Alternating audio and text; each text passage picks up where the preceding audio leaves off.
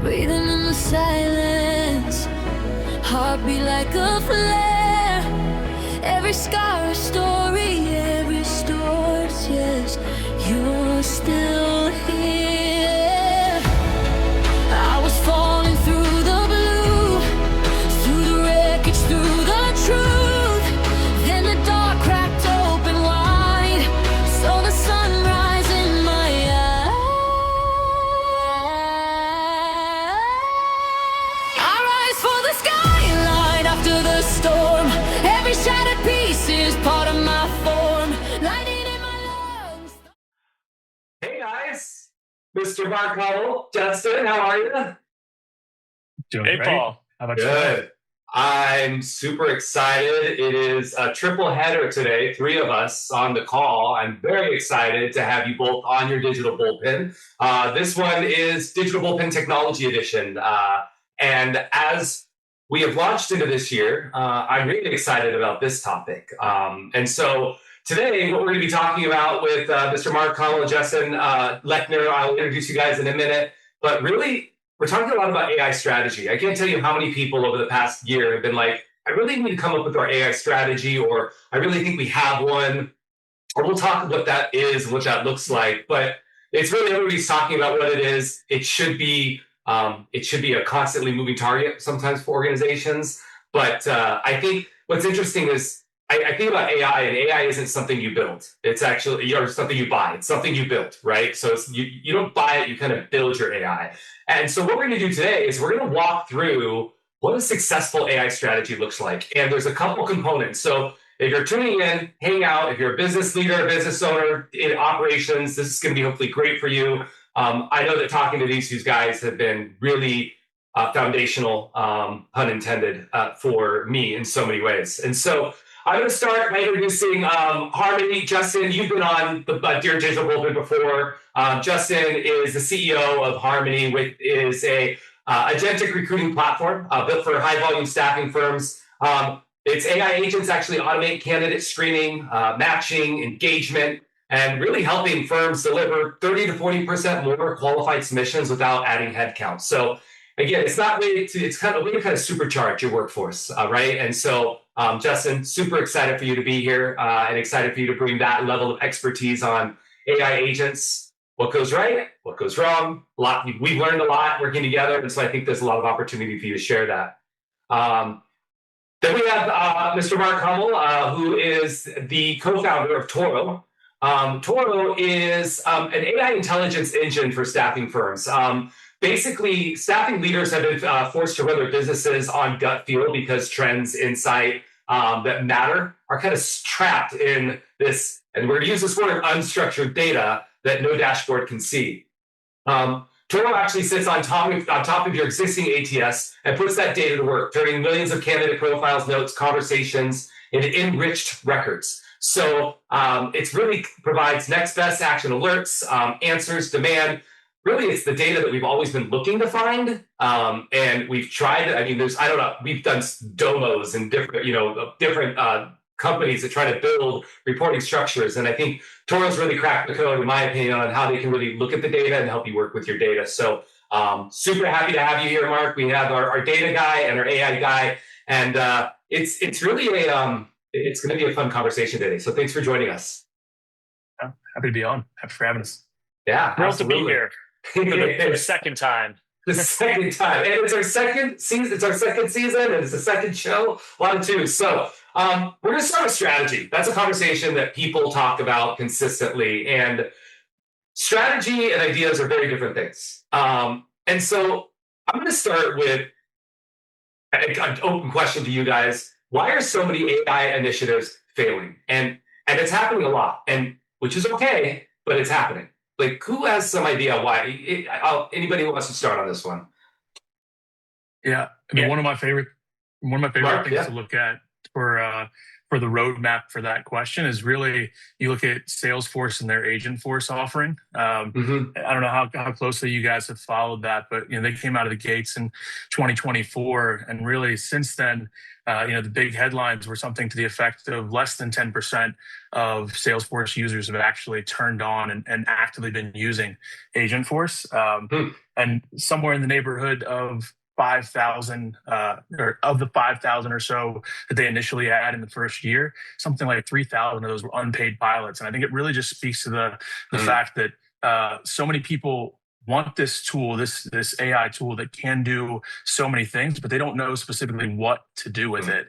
And so much of that adoption that is lacking in that has kind of spurred what we've seen now in their acquisition strategy. Something like 15 acquisitions they've made in the last 2 years have all been around how do we get more people to understand what to do with Agentforce and with agents. So something we'll talk about quite a bit on today's show is they went out and bought, data processing type tools. They went out and bought workflow mapping type tools. And all of those acquisitions really feed into, I think, the underpinning of the question, why does stuff fail? Because I don't think we had enough of a direction of how we want to use these super powerful tools in a lot of cases. Interesting. Justin, what's your take on that? Why we'll talk about what makes it successful, but why are they failing? Yeah, completely agree with Mark. To start, you need to know, what are you trying to solve, and what is the right tool to solve this problem or achieve this goal? So to start defining what you're trying to accomplish, a surprisingly large amount of the time, I find that stakeholders are not aligned on that and cannot clearly describe what their intent is. Once you have a clear goal, there's still challenges that many are stumbling on. One, which Mark and Toro are all over, is data foundation, right? Garbage in and garbage out. What we know is that if your agents are pulling from data sources that are not trustworthy, accurate, clearly defined, your agents are going to make mistakes, just like a person coming into your environment, a new employee would trip over the same data challenges. And then secondly, which we'll get into as well, change management is really hard.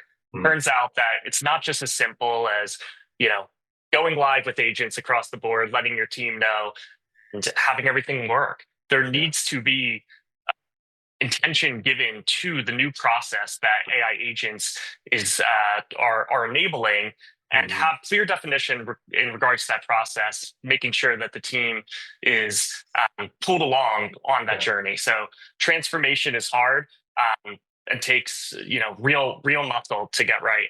It is, and you're going to get it wrong, and I think it's okay. Like, I think companies need to expect to fail. They need to budget for failure. They need to understand that should be part of the process, and so have this, this nest egg for failure, because you're going to need it in the business, because you'll learn a lot from it.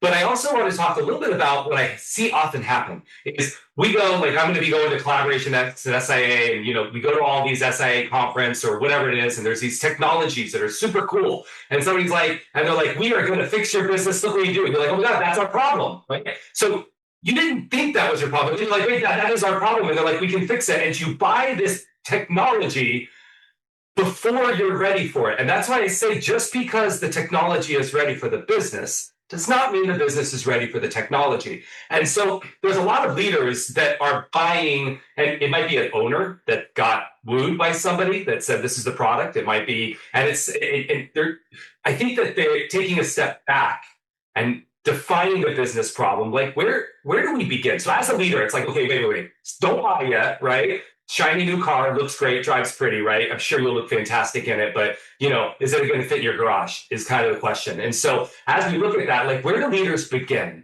Justin, I'm going to start with you. Like, if you're a leader, where do you begin in this process of defining what your problem is? Yeah, to start, I would ask the question, what are we aiming to achieve? What metric will move the needle for a business? So everything starts with top down from a business outcome.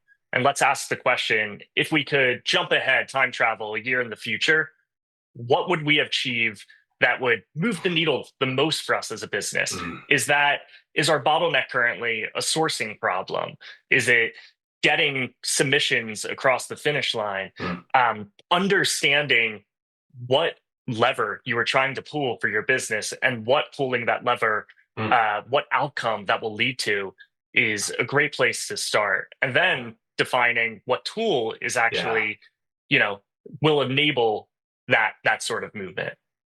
It's interesting because Mark, before I go to you, defining what your metrics are and your ROI you want to achieve. What's interesting is sometimes you buy a product and they tell you what your ROI this is what your ROI is going to be, and this is what when that's cart before the horse here. I think you need to figure out what is the metric, to your point, that we want to achieve and change. There's so many times that I talk to consultants that go into organizations and they're like, well, we haven't really defined that metric that we want. She's like, well, you're not ready to even go anywhere yet, right? You need to take a step back. And so defining what it is, to your point, starting there, what does that metric look like and what should it look like? Because then you actually have something you can look at as a business. Mark, what is yours? So again, understanding ROI, where else do you start as a business? I mean, I think I would just drill into what Justin kind of laid as the foundation there.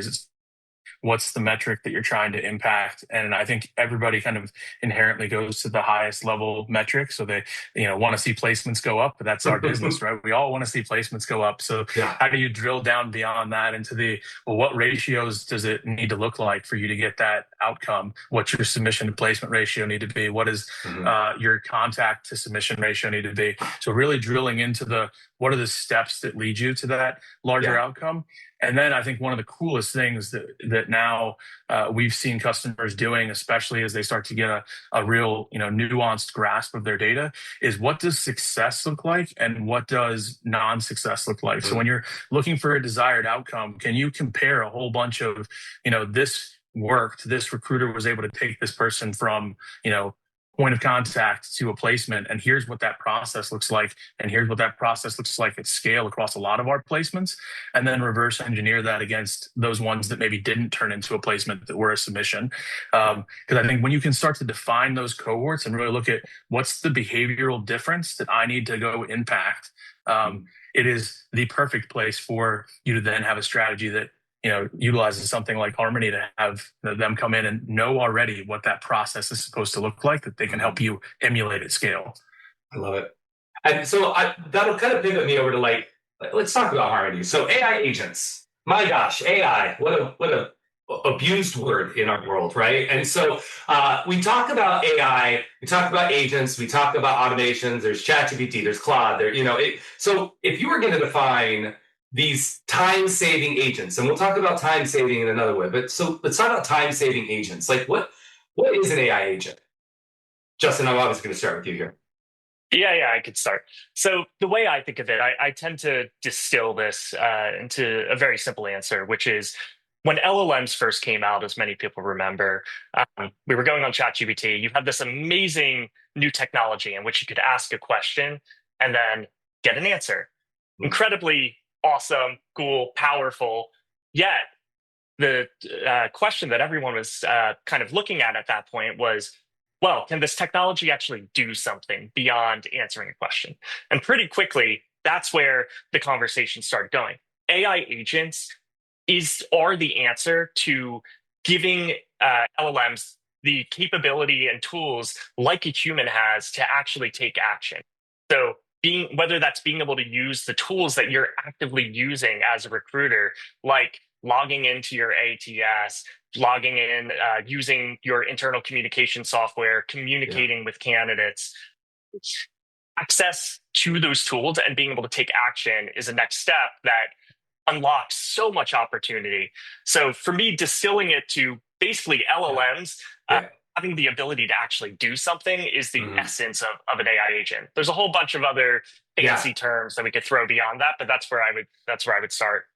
And I want to differentiate something, because there's a difference between automation and AI agents, right? Tell me about that, because some people are doing automation and they think that's an AI strategy. Now, it's good. That's a strategy, automation, but that's been around for so long, right? Like, what is the difference between like your LLMs and then just your automation? Yeah, I could just piggyback on my previous answer a little bit. So I think the key is really being in the token path, meaning being in the path of an LLM call. So AI agents, in a sense, are being used in a similar way to automations, to traditional automations. The big difference is that traditional automations were not leveraging this new technology of LLMs. So automation is one use case that AI agents are able to achieve. And often what we're finding within a business context is actually the best solution to make a reliable agent work in enterprise setting is to actually take something that looks like a traditional automation, and then within the boundaries of that automation, using LLMs to kind of paint between the lines. So the way I'm viewing many of the workflows is, especially given challenges and reliability that we'll get to, define something that looks like a traditional automation, except we're now giving the brains of an LLM, so that when you are the step in which you're taking, for instance, a candidate's information and turning that into structured data, instead of having a human or some regex technology to actually run that extraction, you're using LLMs. So the key really is just being in, what I say, being in the token path, in kind of the line of calling and utilizing this LLM technology. Anything to add to that, Mark? I mean, from your end, I know this is kind of Justin's world here, right? Yeah, no, I completely agree. The one comparison that I always make is the automation world is like the old assembly line, and now what we're looking for is the sous chef or the executive chef. We're looking for that person that can really, make determinations within that process. And I think that, what's interesting is we talked about it in our business all the time. You could create, if I created a button for my people to push, and it would be the perfect button, and it would make their lives easy, and every placement would always happen if they press this button. They wouldn't press it all the time. People would still forget to press it. They would mispress it. And so we have to remember that LLMs help where anytime you have a process and there's a human involved in that process, you risk it breaking there. That is it. It's not that humans aren't reliable, and they should be in the loop at the right time. But sometimes they don't need to be pressing a button, because you can use an LLM to discern what needs to happen next in that process and point it in the right direction. And I think that's where you have that leverage, is to inject that large language model into your workflow, where humans would have had to intervene, because now you're going to break your risk of that process breaking is going to go down significantly. So I guess, what are some misconceptions leaders have about agents? I mean, this is the best one. Like, we think, I don't know, I'm just going to say there, because I have my answer, but what are some misconceptions that leaders have? Go ahead, Justin. I'll let you take the first crack. Yeah. There's a bunch of really interesting ones. I think a really important one is that agents, I think because of the term AGI, artificial general intelligence, the belief that agents could basically do anything. I think that we're kind of, obviously agents has been the hot word, buzzword of 2026, and they are incredibly powerful. But there is so much more that goes into getting an agent to work within an enterprise setting that I think meets the eye. So the way I view this is that onboarding an agent needs to be treated with the same care and nuance that onboarding an employee is treated with. Agents, what's awesome is that they're able to do human-like activities, but what that means is you need to be able to give very clear instructions to have an agent work in the way that you want it to work. And unlike ChatGPT for personal use, when you're talking about agents at enterprise scale, a lot of people have opinions, some sort of stake in the workflow that you're going to be touching as an agent. So what I'm often seeing in reality is deploying agents, given the care, intent that goes into developing them. It's like holding up a mirror to a business and saying, here are all of the areas in which stakeholders are disagreeing on process today, where your data might not be as reliable as you think it is. Because if you do not go and actually address those issues, whether it's aligning stakeholders on a process, fundamental data problems, the agent's going to expose it. And then you're going to have recruiters or potentially candidates or clients raising problems saying, why did you, for instance, why did you share this pay data, the wrong pay data with the client, which perhaps you should not even be sharing pay with client. That is ultimately probably trace back to a data reliability issue. So I'll start there with that as one major theme we're seeing. And I'm going to use that, Mark, to pivot a little bit and go into your area, because I think what's in it, we started by saying sometimes you buy an agent. And by the way, I've been told and sold that, oh, no, our agent can read unstructured data. Now, I want to talk a little bit about the difference between structured and unstructured data, because there's a difference and it matters in your system. So, Mark, obviously, Toro is helping businesses take data that's unstructured and getting into a place where you can use it, right? So I guess tell me a little bit about what that is. So I'm the business owner, like really data should be, I mean, this is where you should start, is your foundation, right? Is your data. And if you don't have good shit in the system, you're not going to get good shit out of the system. And that's what we say every day. And so tell me a little bit about why that structured data matters and what's the difference between the two. Yeah, I mean, I think the biggest thing is just how much unstructured data most staffing firms have accumulated over the last 20 years, since most of them have followed the moniker, as they should, that everything needs to belong in the ATS. Everything that happens has to have, some spot where it gets recorded in the ATS. So what we've been left with now is this treasure trove of emails, text messages, phone transcripts, all of these pieces that have gold information in them that are now being documented in the ATS, but that aren't getting to what we call a structured field or some structured area where they can be used by agents, be used by your BI tools, all those pieces. So the most specific example being, you have a screen with a candidate, you get all this great information about them. Maybe you submit them, maybe they even get placed. The things that you learned about them through that process often sits in all kinds of unstructured notes throughout that process. And what actually ends up in the fields for that candidate is, a small sliver of the total understanding of that candidate. So we believe that in order for you to have the best ability to use agents, ability to report, ability to compare and contrast what works and what doesn't work in your business, you need to basically have this living, breathing, structured understanding of candidates, contacts, and your relationships with both. And I think the more you can turn those unstructured data points into structured understandings, the more they can be read by humans and machines alike.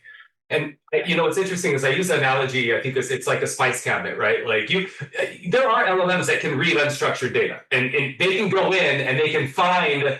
You're looking for pay. Like I just need you to search all the emails and find what their pay is, right? And it could happen. It could time out. It could take a while. It might just take the first thing it finds, right? Because sometimes LLMs like to be lazy too, and they like to go to the first thing that's at the top, and they'll go there. It's like your spice cabinet. Like if you don't have your spices organized, you're going to find the cinnamon, but who knows how long it's going to be. But if you have it alphabetized in that structure, you're going to find it right away. And that's kind of the concept here, is taking that data and putting it in the places that matter, the skills, the verticals, the organization, the certifications, whatever it might be, because we all know our recruiters are really good at data entry, right? They're so good. They're always on top of it, and they're not. But that's okay. Where we're at today, it's like, start there, like make their jobs easier. They're going to love you. Your data is going to love you. And then your AI, any AI you layer on top of that data is going to work so much better. So, I mean, tell me a little bit about, what intelligence, I guess. So we're talking about structured data, it's all there, but what kind of intelligence are organizations losing every day? And I think this is an important concept too, because I don't think leaders think about their organizational data loss, right? Operational data loss as well. So tell me a little bit about that. Yeah, I think the big thing when you look at how much data just lives in your team's heads or on spreadsheets outside of the system, or some other way that they have organized it so that they have instant recall when they need it. But honestly, to your point earlier, the recruiters and salespeople within staffing organizations are great at being people. So if we just get out of their way and allow them to, auto document all of this detail so that the company, the company is paying them to go get all this information about the candidates and the contacts now has all that information flowing back to them.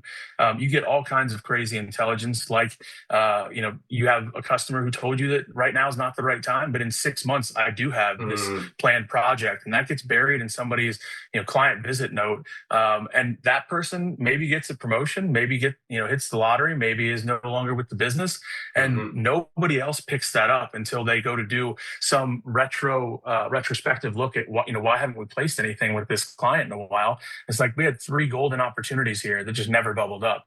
And to your point, I mean, we do it on our sales side too. We are notoriously bad at remembering, hey, there's somebody that told us, that gave us this buying signal over here that we just need to remember to follow up with them. And we don't write it down, or we don't put it into some calendar event. And so it's in the back of our mind, and we now missed this opportunity. So I think that's one of the more painful things that we see over and over again when we start combing through customers' data, is how many missed opportunities are just sitting there that just didn't get communicated or tracked. Yeah. And I guess so on this question here is why is AI only as good as the data behind it? Like, why does it need that structured data to do it? I mean, I try to explain it, but I don't know, like, any content on that or opinion? Yeah. Go ahead, Justin. Yeah. Go for it. Yeah. I'll add a few things, and then excited to hear what you have to add, Mark, as well. So a few areas, and totally cannot emphasize enough how important this problem is, and what Mark and his team at Toro are doing to address it's critical. One is, I think when people think about the problem of handling unstructured data, turning into structured data, there tends to be, well, AI, kind of the path where AI could handle this today. Obviously it'd be nice if we could structure it, but the AI could handle it down the line. And this goes back to what I was raising a few questions ago, where there are challenges within data reliability that can live in somebody's head, or institutional knowledge, and also really get into these data provenance issues where, which also can live in someone's head, where we understand that one field is being populated by 4 different sources, for instance. And how do we know if, source 1, 2, 3, 4 is the one we should use? Should we use some combination, et cetera? And those types of challenges, which Toro is great at working through, oftentimes are people and process challenges, more so than technology challenges, which ultimately are reflect in technology and in structured fields. So an agent, as you were saying before, Paul, with kind of picking what's at the top of its context, for instance, an agent's not going to understand what a data expert within its staffing firm will understand regarding the validity, accuracy, completeness of a given field. So that is one. 2, increasingly, I think there's this appreciation for context as it relates to agents, and context really is the secret sauce of an agent. And what it means at its core is agents could only hold so much information at a time. That information is referred to as context. So when you're speaking with an agent or with ChatGPT, that session has an understanding and some base level information, whether it's on your company, on a specific interaction with the candidate, that's feeding all of the responses. And if you fall outside of that context window, it's like the agent has amnesia. It will not understand, will not remember potentially a pertinent piece of information. So there's a field emerging called context engineering, which is critical, which is answering the question, how do we fill and provide the most valuable high signal context to an agent? And that's where having a tool like Toro and inputs where we are generating very reliable, accurate, complete data as context for an agent will increase performance in a way that otherwise just you're going to run into so many errors.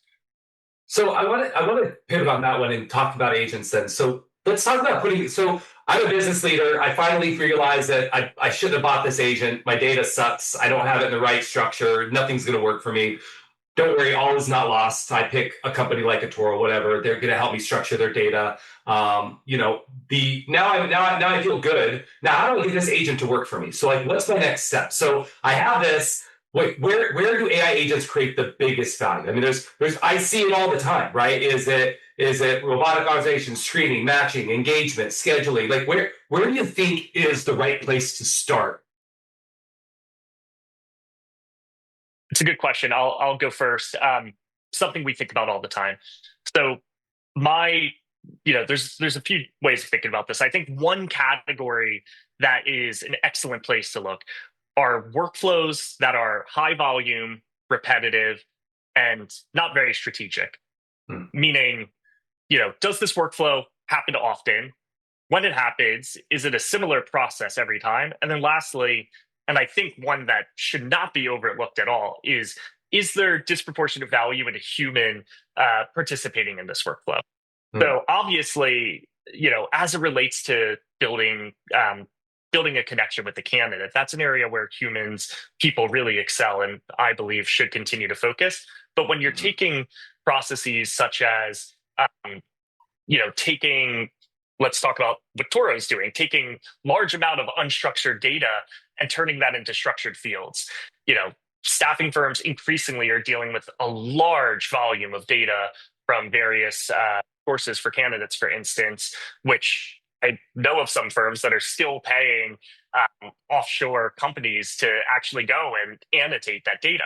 So that is a great example of something that is repetitive, high volume, but I would argue does not really get any sort of marginal benefit from a human participating. In fact, an agent probably could perform that better.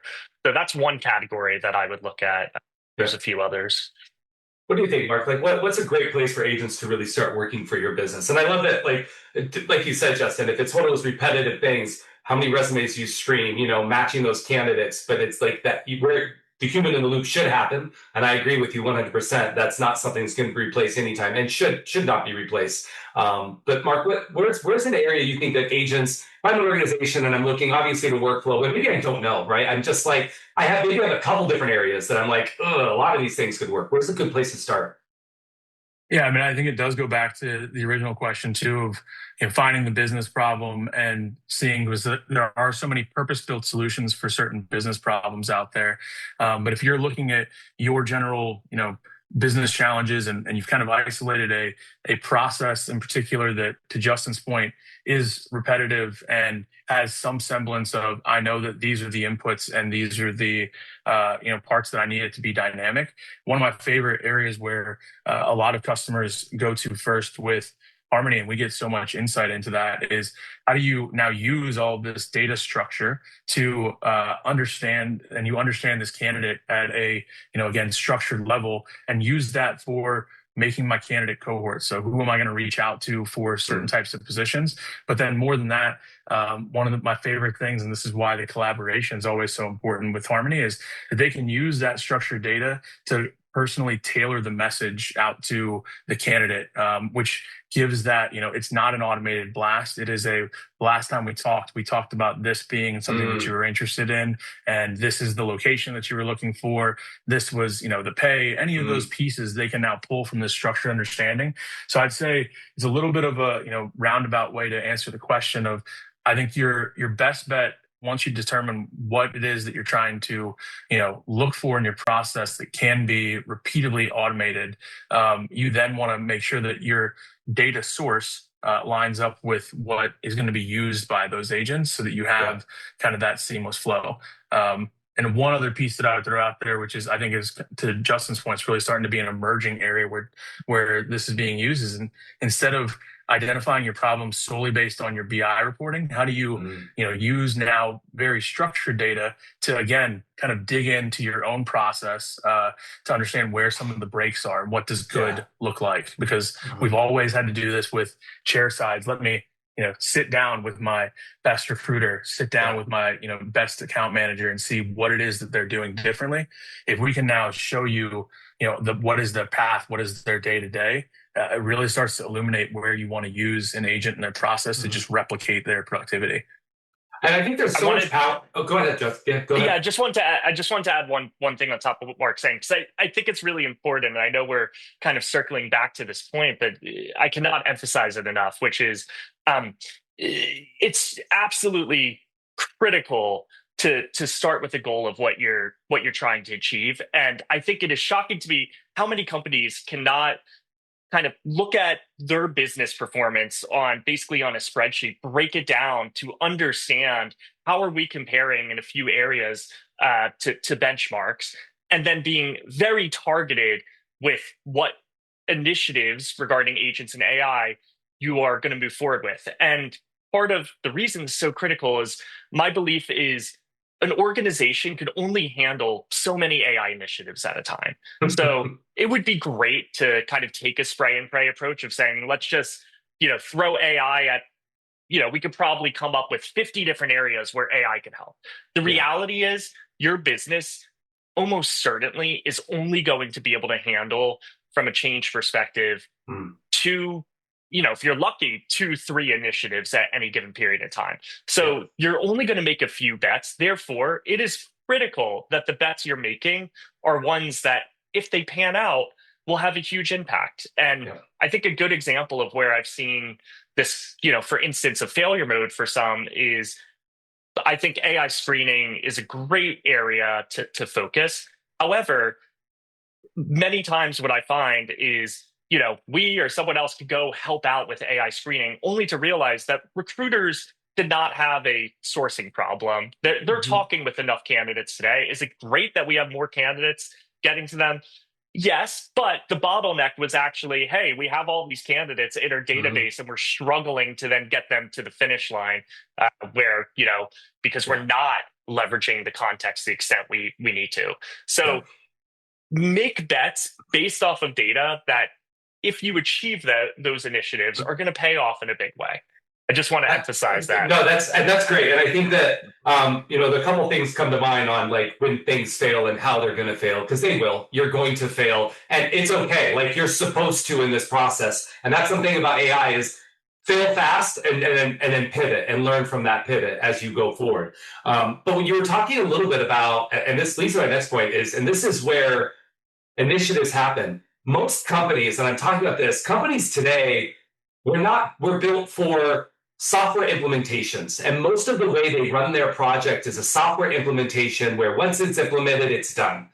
That's not, companies need to reorganize the way they are. In fact, you probably should be, your org structure should be changing. And if it's not, you're probably going to fail with AI. And that's something we're talking about as a business. I'm not going to tell you my secrets because we're going to nail this first. But it is one of those things that the reason it fails is companies typically do this. They have an idea. They come up with a task force faced with a lot of people from all different departments that have a lot of opinions. And then they come up with what they're going to do. They find the product. And then all those people go back to their work and they have no accountability and no skin in the game for whether this works or not.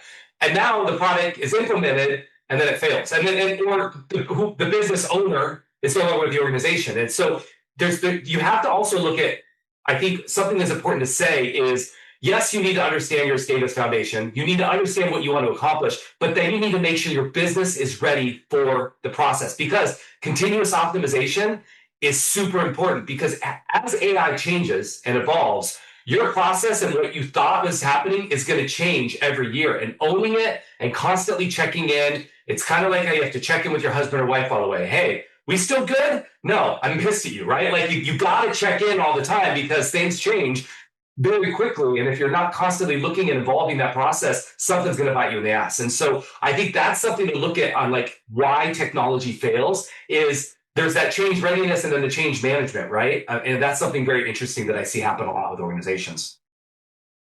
I think a little bit of a hot take that maybe shouldn't be a hot take on this is that I would say that there's as much of the, to your point, the accountability and skin in the game with the staffing company and the internal team, and understanding what the objectives are and trying to continuously meet on the status of those objectives.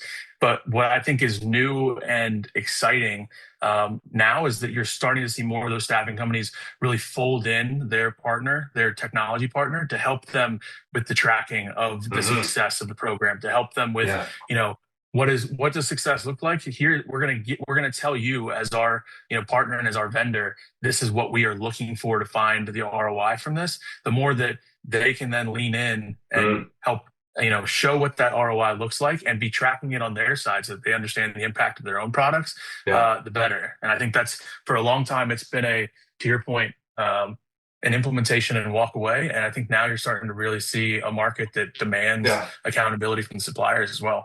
And that's why I hate the word vendor. When somebody says who's your vendors, I'm like, that's the disgusting word. That's a vending machine, Coca-Cola, you get a soda and you drink it and it's gone. A partner, and I think this term is, you do have vendors out there, and your vendors are people that give you something and walk away. There's a lot of them out there. Your partners are the one that help you evolve, because sometimes it's a symbiotic relationship. They're learning from you because they're evolving, and vice versa. That to me is the smartest adoption you can use, where a company that is adapting to you. If you have a company that just has a product and this is the product and they're not going to adopt it, but they're not going to adapt to you, probably the wrong one. You need companies that are nimble, that are able to develop a little bit around you as you develop around them for software. And then you kind of make that. And I think you will also learn, because sometimes you have a problem, but you can call a Mark or a Justin and be like, how have you helped other companies fix this? What have you done for other companies? And what's been the ROI? And can I duplicate that? And they're, because you're going to be like, yeah, if I can help you duplicate it, I'm not going to give you obviously any, I'm not breaking any like NDAs, but you're going to help that process. And so there's so much you can do from working with partners, and you'll quickly see the ones that you should lean into based off how these processes go, and the ones that you're probably going to lean away from. So anything else on adoption failures and change readiness that you guys wanted to add? I was just going to add one thing to what we're saying, and this comes back to the analogy of agents being similar to hiring a person, where I totally agree with what you're both saying, because you do not expect when you hire a new recruiter that they're going to be at their full potential on day one, and they get there via training, onboarding, continuous feedback, etc. Agents need exactly that as well. And this speaks to a misconception as well. Agents should not be one size fits all. As technology providers, absolutely, we have lessons from doing this with various clients. However, the differentiator for your business is actually making an agent work in your unique environment. And every single staffing firm has subtleties that others do not have. I'm yet to see any two that are exactly the same, maybe one day. So I think that's a critical, to both your points, a critical understanding to have, that agents are going to need to be on board, and feedback will need to be provided. Just like a little bit. Yeah, exactly. And the best partners will understand that and be there for that journey. And I'm going to say, companies have used the word Frankenstack, right? And I think actually that's a good word. You want to have different partners with different specialties. You should not plan on one company to solve all of your AI initiatives, because it's just like you have generalist staffing firms. The reason we have specialized staffing firms is because they're good at what they do and they know that industry and area. Same with AI agents and what you're getting it done. What Justin does and what Mark does are two different things, leveraging agents, one for data and one for leveraging the data. And I think that's what's interesting is when you look at your tech stack, to your point, Justin, staffing companies have their different idiosyncrasies, and they're different also in the West Coast versus the East Coast, in Asia versus, Europe. You have a different problem to solve. And if your tech stack can't be flexible to switch gears and maybe less screening, more matching, or maybe, less matching, more write-ups, like whatever it might be, right, that you need that agent to do, it should be flexible enough to be flex with your business and the problems. And so as you're building it, you need to ask yourself, how flexible is this technology? How adaptable is it for different problems in my different regions? And then how can I make my tech stack work for me in that area? So I think a Frankenstack is a great thing, right? Because I always say, you look at Frankenstein and he was built with very specific parts, all very different, but they made it work, right? And he was a living, breathing freaking thing. A little crazy, but it worked, right? So I love that, Paul. So I guess I'm gonna stop here, because I know that we've been talking a lot, and I hope that as people look at this, we're taking a step back and kind of looking at how we work and how we're going to leverage agents and then our data. I'm sure there's people out there going like, shit, I bought it and now I didn't structure my data. That's probably the biggest thing that people are talking about right now. And I think that's the biggest conversation. People have been backtracking a little bit, and that's okay. Let's start now. But I guess if you were going to give like one thing on what success looks like it's funny, I have 2 to 3 years, but honestly, I think you can't plan that far out. And you can't plan your AI strategy 3 years out. You can barely do it a year out right now. So don't try to be too ahead. So what does success look like for an organization? And if you became a chief AI officer tomorrow, like what would your first 90 days look like? I'll start with you, Mark. Yeah, I mean, I think for me, for what success looks like is, again, once you've defined that goal, obviously keeping track of what those metrics look like. But if I could be a little more grandiose in what the end success looks like for all of us is, how do we start getting these data foundations and the agents kind of so in sync with what is unique to our specific business that we start to have it predicting what we should be doing next. So how do we start taking some of the, the biggest challenge, if you ever actually watch a recruiter's entire day end to end, is that moment at the beginning or end of their day where they're trying to plan, where do I start or end my day at this point? And when we can start to get the data and our processes in a state of flow so good that we can predict what they should be doing next, and we can just have them going out and doing it. I think that's what ultimate success looks like for our entire industry. I love it. That's fantastic. Justin, what's your final words of what's your 90 days look like in success of your AI officer? Yeah, I think Mark's answer is terrific, and building off of it, I totally agree. To start, let's start with a fact base. Understand, where are we today? What is the state of our technology, our data readiness?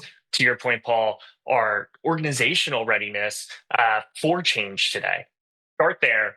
Understand then, what are the levers that we can pull where we believe by pulling them, acting on them, we are going to achieve various business outcomes, whether that's, for instance, more submissions per recruiter, let's say. Then we're going to identify the initiatives tied to those metrics, find the right partners, whether that's in-house, build. And then we're going to go put those into practice. I always recommend taking a phased rollout with agents. I think, especially for companies of scale, it is you want to start building that muscle is how I typically think of it. So let's create a phased rollout plan, often continuously scaling up a rollout over cycles of 2 weeks per se. And then what we want to see ultimately, let's tie everything back to the metric and start seeing the results. So probably won't see it across the organization to start, but within weeks of going live, I think if you made the right bet, you will start seeing within specific view in which you went live with these initiatives results. And then over time, that will start to work its way throughout an organization, and you will eventually see that at the organization level. One last question I wanted to ask you, and I think this is important. People are constantly concerned that AI is going to replace them. What we've seen is that in some places where AI has replaced people, they're bringing people back because they made that decision too quickly. Because there's value in people, and actually they're realizing that AI is actually more expensive than it Pearson was in some cases, right? And so I think I always say that AI won't replace people. People who use AI will replace people, and that is the key. So, but when it comes to building trust, like what's the best way with your team to build a trust that this is going to help them? Like, how do you bring them along during this ride? Yeah, I'll chime in first. One thing, and this applies both for technology companies like myself and for staffing firms, is giving your users a seat at the table, which sounds simple, but I think shockingly often does not occur. Meaning, if you're building tools that are, on behalf of recruiters, make sure that recruiters are involved, have a seat at the table, ideally play a sort of advisory position to these initiatives.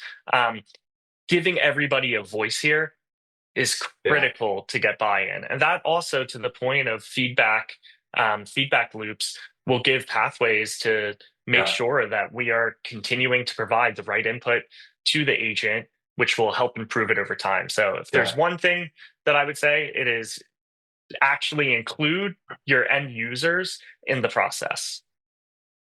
How about you, Mark? Yeah, I mean, and I would say that that's the front end piece of include them in the decision, include them in scoping, and I'd say the back end piece is staffing and recruiting has this unique opportunity that they're already compensated on how much they can produce. So if you can give them the ability to produce more, no one is going to turn that opportunity away. The big thing is, can you articulate the why and the how these tools can be used in the best manner for them to really grow their own book of business. Because to your point, it shouldn't replace, it shouldn't replace the headcount that you have on your team, but can that recruiter now have 25% more in their book of business, which then, leads to their ultimate, enrichment as well as the companies. I love it.